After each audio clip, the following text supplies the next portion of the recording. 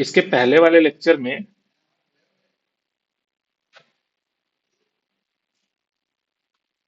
इसके पहले लेक्चर में हमने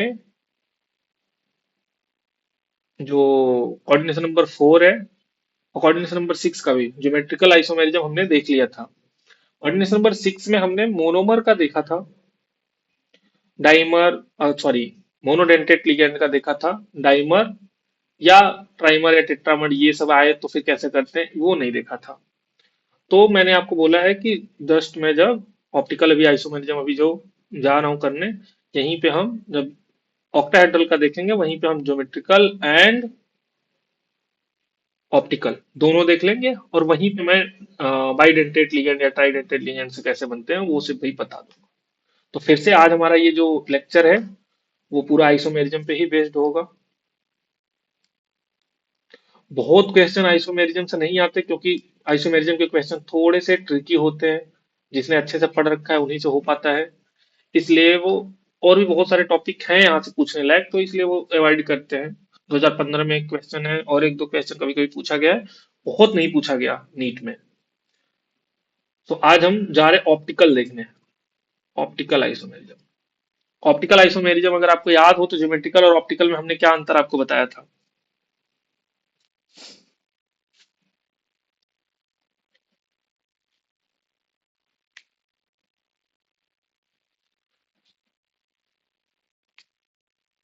मैंने आपको पहले बोला आइसोमर क्या होता है पिछले वाले लेक्चर में, फिर मैंने आपको बताया कि ये दो तरीके के होते हैं, स्ट्रक्चरल एंड स्टीरियो। स्ट्रक्चरल तब होता है जब उसका स्ट्रक्चर डिफरेंट हो, मींस कि जो कनेक्टिविटी है सेंटर की वो अलग अलग हो, एक कार्बन से कोई और कनेक्ट हो दूसरे कार्बन। मॉलिक्यूलर फार्मूला आइसोमर का मतलब ये मॉलिक्यूलर फार्मूला सेम होने वाला है, उसके बाद ही ये सब देखेंगे। तो हमने कहा कि जब कनेक्टिविटी अलग अलग होगा तब हम कहेंगे कि वो स्ट्रक्चरल आइसोमर है। जब कनेक्टिविटी सेम हो, उसका स्टीरियो अलग अलग हो, कहीं पे हो सकता है मिथाइल अप पे लगा है कहीं पे मिथाइल डाउन पे लगा है, लाइक इस तरीके से यहाँ पे मिथाइल अप पे है और सेम में ही यहाँ पे डैश पे है, यहाँ मान लो ईटी कर लो, ये मिथाइल। देन क्या होगा, ये दोनों आपस में स्टीरियो आइसोमर है। अब स्टीरियो के अंदर भी दो तरीके का होता है, एक होता है ज्योमेट्रिकल, एक होता है ऑप्टिकल। ज्योमेट्रिकल हमने चर्चा कर लिया है कि सिस ट्रांस जब बन रहे होते हैं तो वहां पे हम कहते हैं कि वो ज्योमेट्रिकल आइसोमर है, उनका ज्योमेट्री डिफरेंट है, कनेक्टिविटी सेम है पर फिर भी हो सकता है कि ये सिस और एक ट्रांस, ये दोनों की इधर भी मान लो यहाँ पे मैं मिथाइल रख दूं और यहाँ पे इथाइल रख दूं, मिथाइल इथाइल, तो कनेक्टिविटी सेम है, इसको मान लो मैंने first carbon second carbon notation दे दिया, यहाँ भी वैसे ही लगा है, पर दोनों का ज्योमेट्री अलग अलग है, ये दोनों एक साइड पे जा रहे हैं, ये दोनों अपोजिट अपोजिट डायरेक्शन में जा रहे हैं। तो इस टाइप के आइसोमर को हमने कहा कि ये आइसोमर स्टीरियो आइसोमर के अंदर ही ज्योमेट्रिकल आइसोमर में है। अब उसका दूसरा तरीका होता है ऑप्टिकल आइसोमर। ऑप्टिकल आइसोमर क्या होता है, तो ऑप्टिकल आइसोमर में तब हम देखते हैं कि जब एक ही का ये एक दूसरे का स्टीरियो ही है पर ये ज्योमेट्रिकल नहीं है, तो ज्योमेट्रिकल के अलावा जितने बचे वो स्टीरियो में आते हैं। इसमें आपके मिरर इमेज बनेंगे, डायस्टोनिमर बनेगा, एनेंसोमर बनेगा। ऑर्गेनिक में यहां पे भी सेम टाइप का एनेंसोमर या डायस्टोनिमर बन सकते हैं। ठीक, क्या आपको समझ में आया।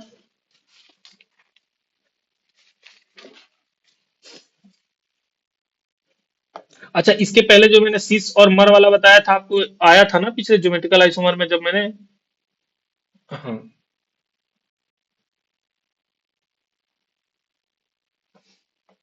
तो इसका डिफिनीशन लिख लो, what is optical isomer. So optical isomer are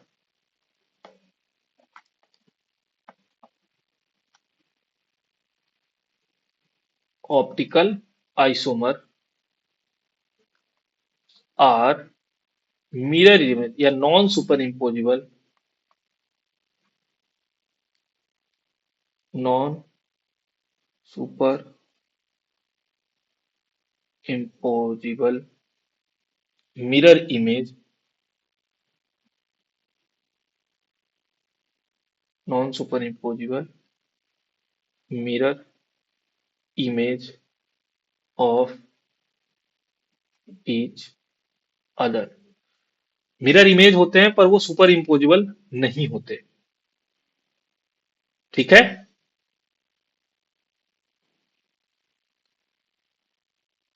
कैसे देखेंगे? तो वो देखो यहां यहां के लिए, वहां जब आप ऑर्गेनिक केमिस्ट्री में पढ़ोगे तो वहां अलग अलग दो डायस्टोनिमर इनोसोमर दोनों बनते हैं। यहाँ पे मेनली आपका इनोसोमर बनता है। देखो।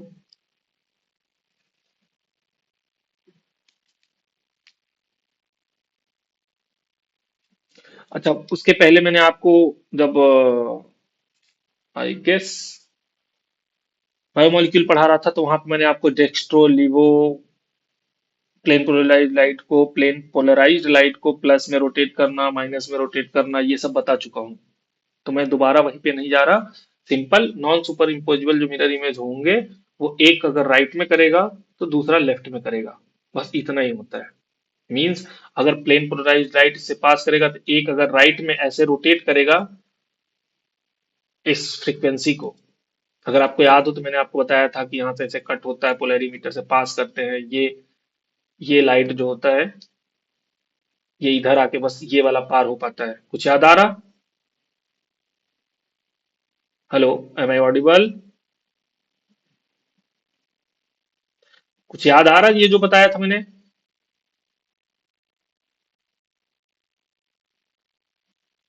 ये मैंने कहा था ना कि लाइट का जो फ्रीक्वेंसी चारों डायरेक्शन में हो सकती है, किसी भी डायरेक्शन में।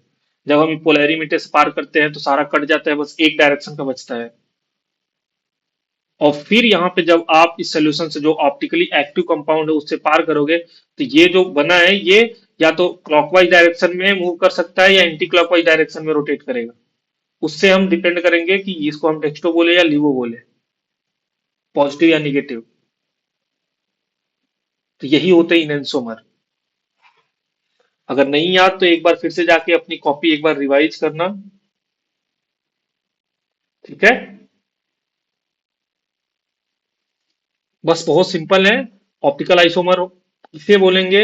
जस्ट जो भी आप स्ट्रक्चर बनाओगे उसका मिरर इमेज होना चाहिए। बट वो सुपर इम्पोज का मतलब होता है कि एक का दूसरे के ऊपर रखने पे सुपर इम्पोज ना हो। अगर ये हाथ देख रहा, ये हाथ जो है ये एक दूसरे के ऐसे रखोगे तो देखो मिरर इमेज है। इधर बीच में मिरर रख दिया जाए तो ये एक दूसरे के ऐसे मिरर इमेज है ना। पर ये एक दूसरे के ऊपर सुपर इम्पोज नहीं होंगे। ऐसे सुपर इम्पोज नहीं कराया जाता। इस हथेली के साइड ही दूसरे तरफ हथेली करोगे ऐसे और फिर ऐसे पुट करोगे तो देखो ये एक दूसरे के ऊपर नहीं होंगे। समझ में आ रहा? तो इसको हम कहते हैं mirror image, non super imposable, और इन्हें कहते हैं इनएंशियोमर। एक दूसरे के इनएंशियोमर हैं। सुपर इम्पोज नहीं होंगे पर मिरर इमेज है। तो ये करेंगे क्या? प्लेन पोलराइज लाइट को एक अगर एक आइसोमर क्लॉकवाइज डायरेक्शन में रोटेट करेगा तो दूसरा एंटी क्लॉकवाइज में करेगा। दोनों अगर 50-50% रहेंगे तो ओवरऑल कुछ भी नहीं कर पाएंगे। एक 50% इधर किया तो दूसरा वाला 50% दूसरे डायरेक्शन में कर दिया, बराबर फिर से वहीं पे आ गया। अगर आपको याद हो ऑर्गेनिक में जब रेसमिक मिक्सचर की बात करते हैं, अप से भी आ सकता है डाउन से भी, तो वहां दोनों इनसोमर ही बन रहे होते हैं।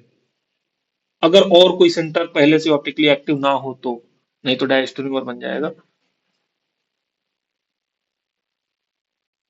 आई गेस आपको समझ में आ रहा हो। नहीं तो फिर आगे और जैसे जैसे चलोगे समझ में आएगा। अच्छा, ऑप्टिकली एक्टिव होने के लिए या ऑप्टिकल आइसोमर दिखाने के लिए जरूरी है there should not be, there should not be a plane of symmetry.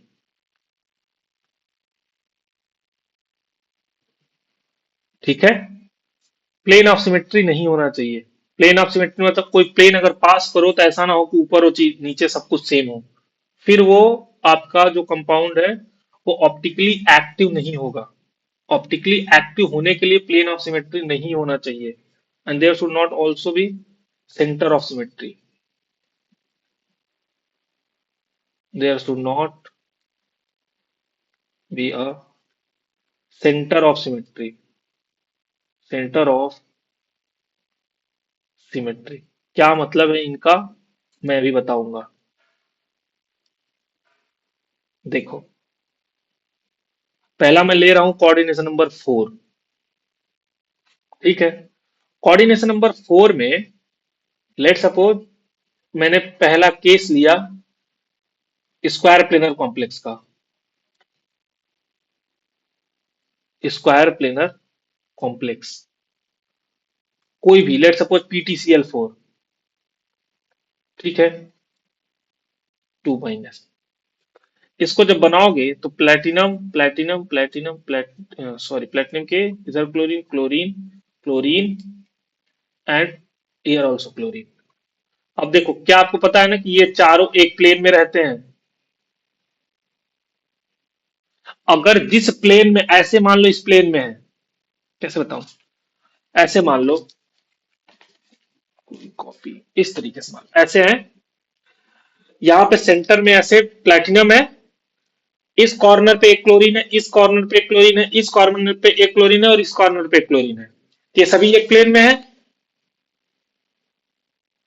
अब मैं अगर इसी कॉपी के प्लेन से ऐसे कट करूं, तो क्या आपको लग रहा कि एक बड़ा सा अगर गोला सा बॉल प्लेटिनम का है, गोला यहां गोला यहां गोला यहां, तो आधा आधा कट जाएंगे दोनों। समझ में आ रहा?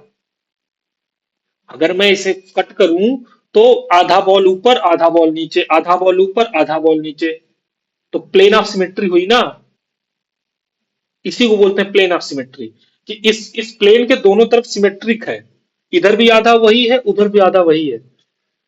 और जब भी प्लेन ऑफ सिमेट्री होगा, ऑप्टिकल एक्टिव नहीं होगा कंपाउंड। तो इसलिए ये वाला जो प्लेन, अच्छा, मैं यही क्यों प्लेन ले रहा हूं, मैं चाहूं तो इस केस के लिए पर्टिकुलर मैं इधर से भी ये प्लेन ले सकता हूं। यहां से अगर मैं ऐसे प्लेन पास करूंगा, ऐसे, तो देखो इस प्लेन की इस तरफ भी वही है, इस तरफ भी वही है, इस तरफ भी वही है, इस तरफ भी वही है। या मैं इस प्लान, ये भी पीओएस है, प्लेन ऑफ सिमेट्री है, और ये भी प्लेन ऑफ सिमेट्री है। क्या आपको दिख रहा है? ये भी पीओएस है। यहां से भी इधर क्लोरीन है, इधर क्लोरीन है, इधर क्लोरीन, इधर क्लोरीन, प्लेटिनम आधा आधा कट रहा। और ये तो हुआ इस तरीके का, ये कुछ ऐसे है, एक प्लेन ऐसे कटा, दूसरा प्लेन ऐसे कटा, और एक प्लेन तो हमेशा इसी प्लेन से कटेगा। तो आप सोच सकते हो कि अगर मैं लेट सपोज कि चारों क्लोरीन को अलग अलग कर दूं, मैं प्लेटिनम इधर क्लोरीन ब्रोमीन NH3 एंड इधर मान लो pyridine। अब देखो, जैसे ही मैंने चारों को अलग अलग किया,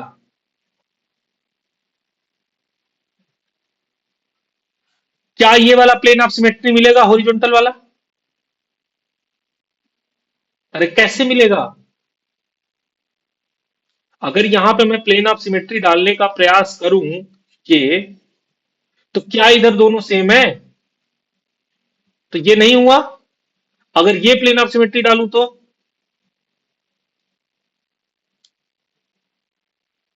इधर ब्रोमीन है इधर क्लोरीन है, एक दूसरे का मिरर इमेज नहीं है ना, तो ये भी प्लेन ऑफ सिमेट्री नहीं है। बट यदि मैं मान लो ये वाला प्लेन डालूं, जिस प्लेन में है उसी प्लेन से काटूं, तो प्लेन ऑफ सिमेट्री मिलेगा।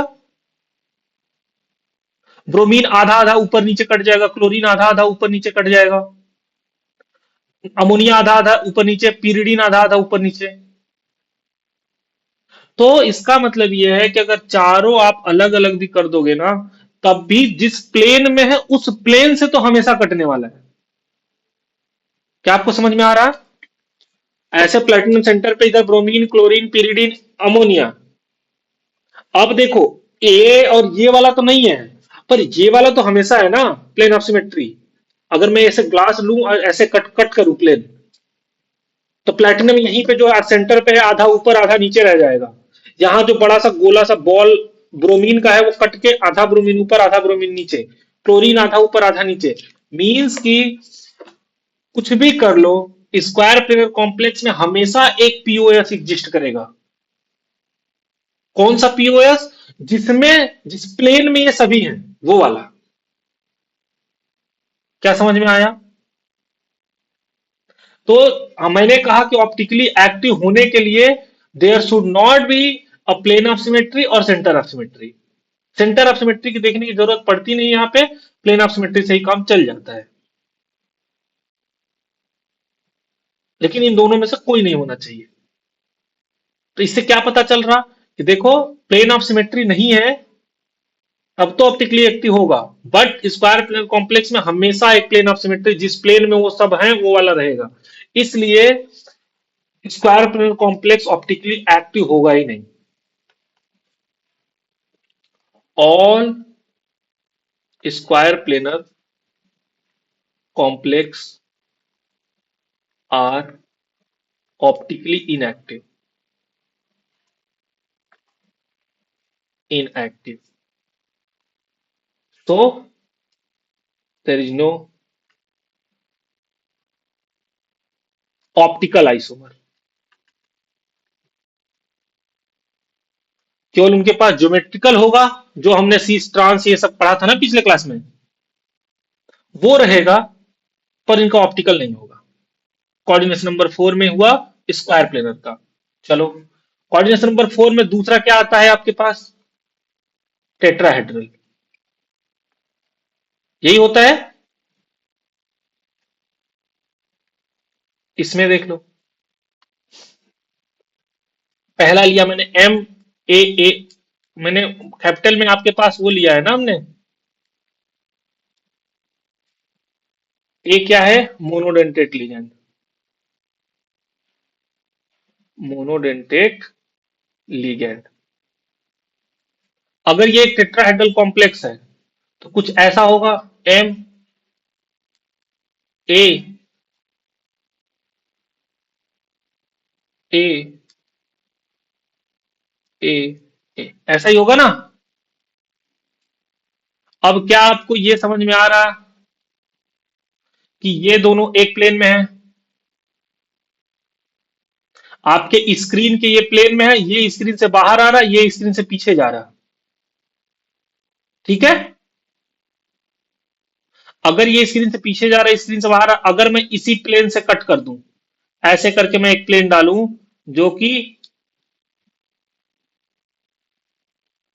जो कि ए एम और ए को लेके जाए, ऐसे, तो आपको ऐसा पता चल रहा, इमेजिन करो कि ऐसे, ऐसे है, क्या दिख रहा? ऐसे ए इधर है, एक ए इधर है, और दूसरा ए ऐसे है, एक ऐसे है।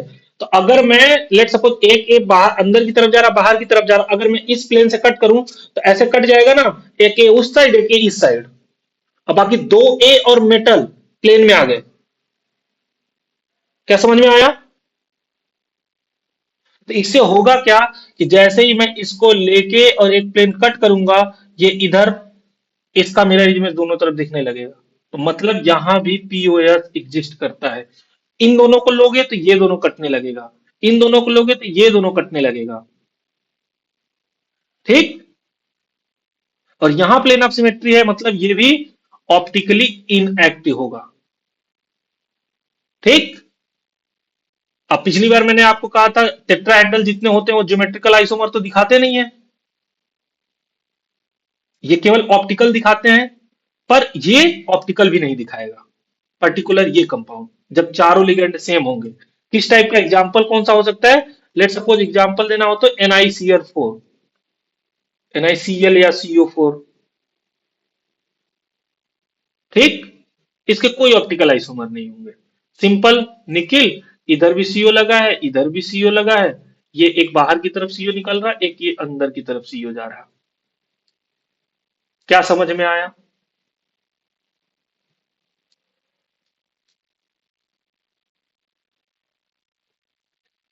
दूसरा, मान लो लिगेंड चेंज किया जाए, MA4 नहीं, मैं कोई और ले लूं। मेरा मन है कि मैं एक लिगेंड चेंज कर दूं। दूसरा मैंने लिया MA2B, या A3 भी ले लो, एक हमने भी ले लिया। ठीक है। अब देखो, मेटल इधर लगा हुआ है, इधर ए, इधर ए, इधर ए, और इधर बी। सही है। क्या इसमें प्लेन ऑफ सिमेट्री है?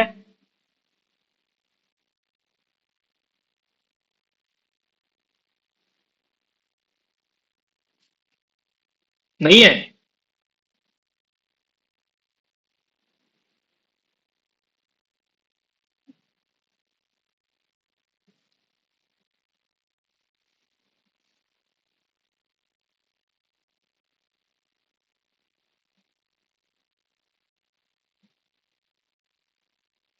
मैं आपको टेट्राहेड्रल थ्री डी स्ट्रक्चर दिखाता हूं।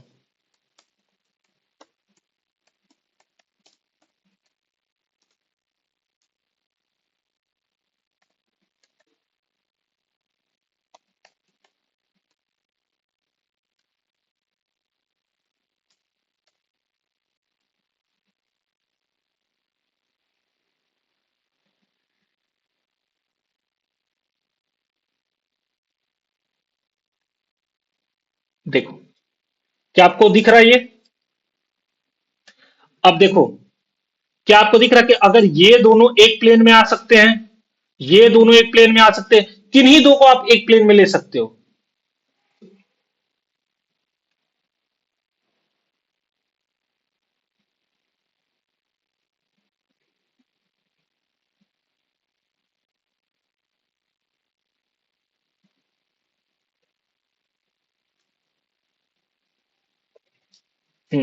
क्या आप इमेजिन कर पा रहे हो?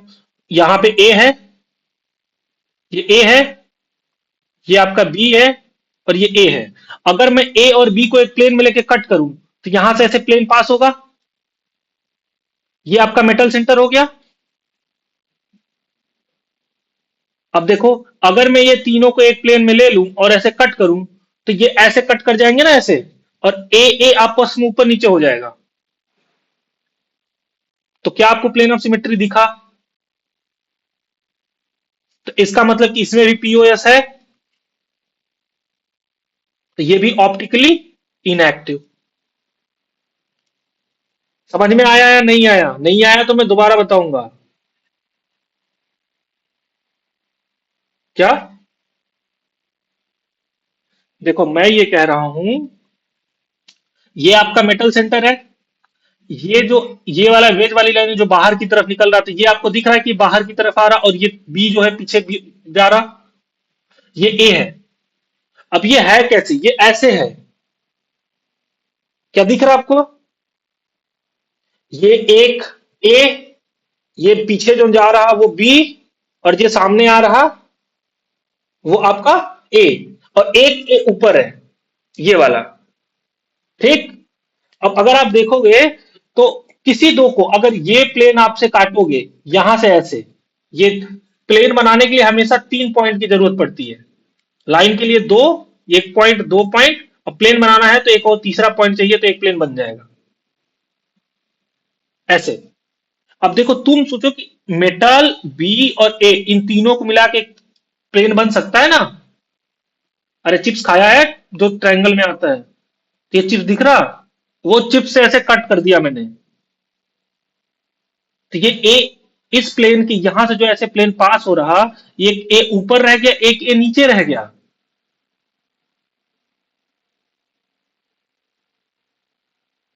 आई होप आपको समझ में आया हो, नहीं तो अगर मैं वैसा बोर्ड पे होता तो शायद आपको यहाँ पे प्लेन ला के दिखा पाता।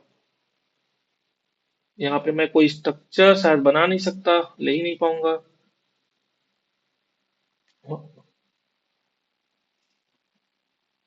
बस ये याद रखो कि ये तीनों एक प्लेन है। ऐसे प्लेन से यहाँ पे मेटल है, तो मेटल ए बी लेके हमने कट कर दिया, ए ऊपर और ए नीचे रह गया। सेम जब यहाँ चारों ए थे, तो मान लो ए ए एम को लेके कट कर दिया, ए ऊपर ए नीचे। इसको प्लेन में मार लो, ये जो प्लेन में है, बी पीछे जा रहा, ए बाहर आ रहा, तो इन तीनों को लेके किया है। अच्छा, धीरे धीरे अभी और समझ में आएगा आपको। चलो, एम हमने ले लिया A2 B2। ठीक है, सब मोनोडेंटेट है।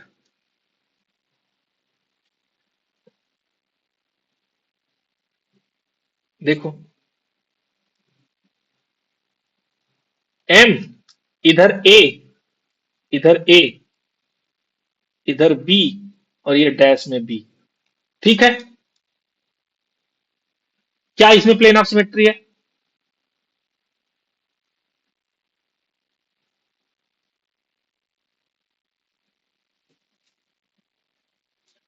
क्या प्लेन?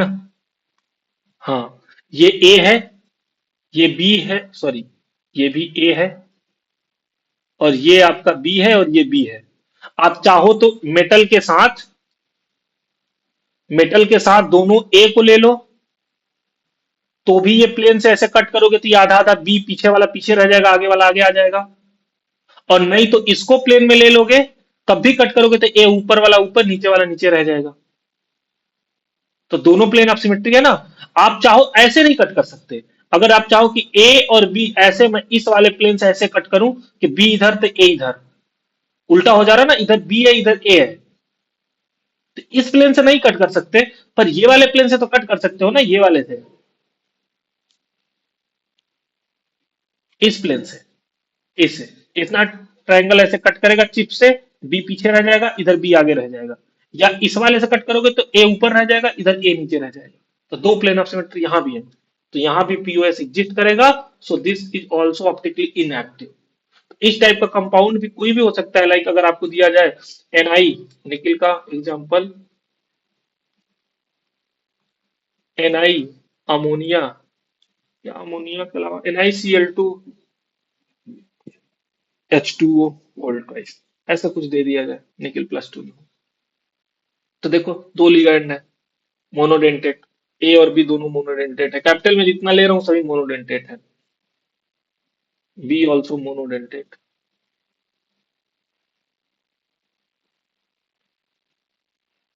अच्छा, तो इसका मतलब ये भी ऑप्टिकली इनएक्टिव निकल गया। अब ऑप्टिकली एक्टिव कौन होगा? A2B2 ले लिया, एक और लिगेंड इंट्रोड्यूस करो, MA2BC। ठीक है, अब देखो, M, ए इधर, ए इधर, इधर बी, और इधर सी। सही है।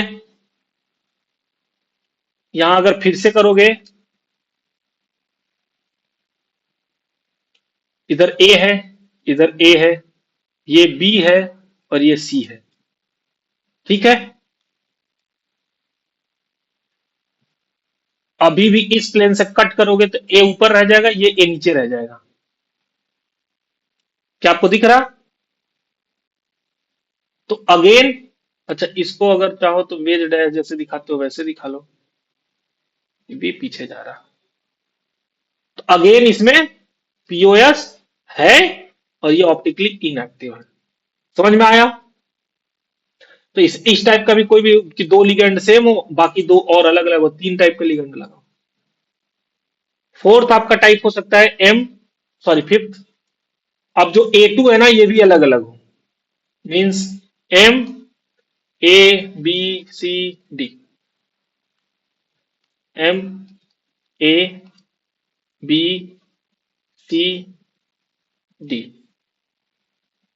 अब मुझे बताओ क्या इसमें पीओएस है?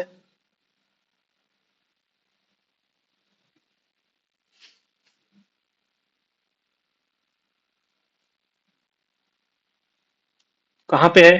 किसको किसको लेके कट करोगे?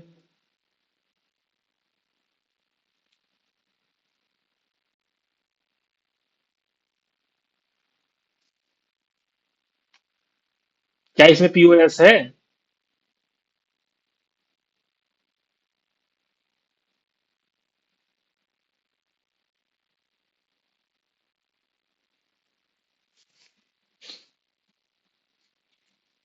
कौन सा प्लेन हम ले सकते हैं?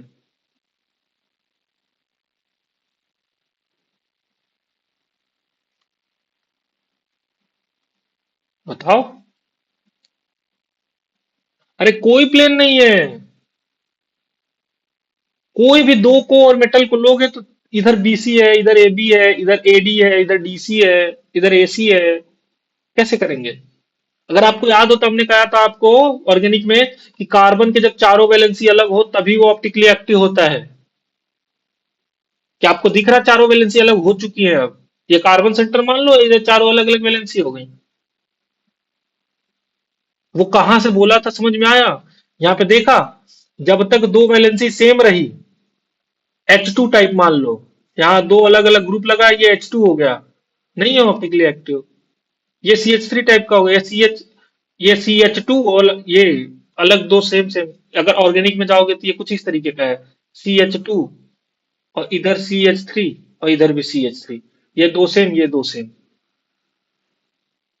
नहीं होगा ये ऑप्टिकली एक्टिव सेंटर, क्योंकि दो सेम है, इधर दो सेम है।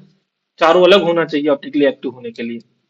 इधर देखो ये किस टाइप का है, तीन सेम है, तो ये कुछ इस तरीके का है, CH3 और इधर कुछ और भी कोई ग्रुप लगा हुआ है। तो CH3 कभी ऑप्टिकली एक्टिव होता है? समझ में आ रहा? सेम वही वाला यहाँ भी कॉन्सेप्ट लगता है, बस मेटल हो जाता है सेंटर की जगह पे, और बाकी जो उसके वैलेंसी थी यहाँ पे आके उसका लिगेंड बन जाता है। तो वहां भी जब चारों अलग अलग हो तो वो ऑप्टिकली एक्टिव होता है। यहाँ भी देखो, अब चारों अलग अलग है, नो पीओएस, कोई पीओएस नहीं है, कोई प्लेन ऑफ सिमेट्री नहीं है। सो ऑप्टिकली एक्टिव होगा, और ऑप्टिकली एक्टिव होगा तो इसी का दूसरा आइसोमर मिलेगा, जो कि ऐसा दिखेगा, ए ए, ये अब इधर जा रहा तो ये इधर जाएगा।